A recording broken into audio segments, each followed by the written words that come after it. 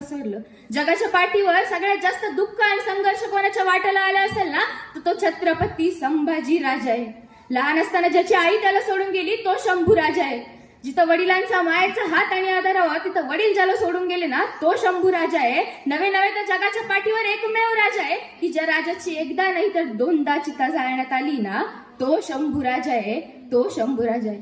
छत्रपती शिवाजी महाराजांच्या निधनानंतर औरंगजेबाला वाटलं की स्वराज्य संपले, छत्रपतींचे स्वराज्य संपले, पण त्याच वेळेस मराठा साम्राज्याचे दुसरे छत्रपती संभाजी महाराज तलवार हातात घेऊन औरंगजेबाला नडले आणि फक्त राजा नडलाच नाही तर असा लढला की पित्यानं निर्माण केलेलं स्वराज्याचं फक्त रक्षणच नाही केलं तर ते स्वराज्य राजानं 10 पटीनं वाढवलं.